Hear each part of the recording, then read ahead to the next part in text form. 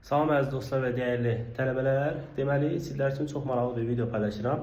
Bu videoda sizlər üçün bir dildə, yəni sırf ingilis dilində danışmaq üçün başlanğıc ifadələr var ki, bunları bölüşəcəm. Hansı ki, bu ifadələri bilərək, bilməklə siz istənilən demək olar mövzuda rahat şəkildə bu ifadələri istifadə edərək danışa bilərsiniz. Bu ifadələr hansılardır?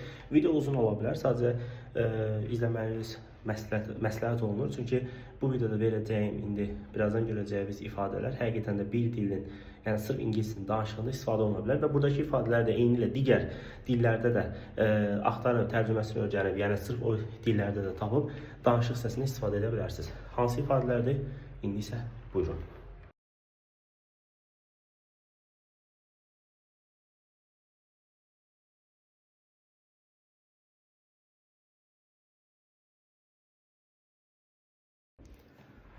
Salam əziz dostlar və dəyərli tələbələr. Deməli, sizlər üçün çox maraqlı bir video paylaşıram.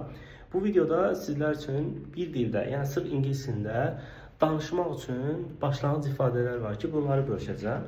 Hansı ki, bu ifadələri bilərək, bilməklə siz istənilən demək olar mövzuda rahat şəkildə bu ifadələri istifadə edərək danışa bilərsiniz. Bu ifadələr hansılardır? Video uzun ola bilər, sadəcə izləməyiniz məsləhət olunur. Çünki bu videoda verəcəyim, indi birazdan görəcəyiniz ifadələr həqiqətən də bir dilin, yəni sırf ingilis dilinin danışığında istifadə oluna bilər və buradakı ifadələr də eynilə digər dillərdə də axtarıb tərcüməsini öyrənib, yəni sırf o dillərdə də tapıb danışıq hissəsini istifadə edə bilərsiniz. Hansı ifadələrdir? İndi isə buyurun.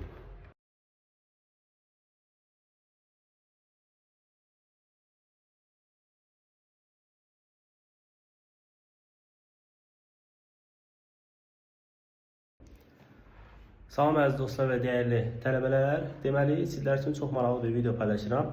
Bu videoda sizlər üçün bir dildə, yəni sırf ingilis dilində danışmaq üçün başlanğıc ifadələr var ki, bunları bölüşəcəm. Hansı ki, bu ifadələri bilərək, bilməklə siz istənilən demək olar mövzuda rahat şəkildə bu ifadələri istifadə edərək danışa bilərsiniz. Bu ifadələr hansılardır?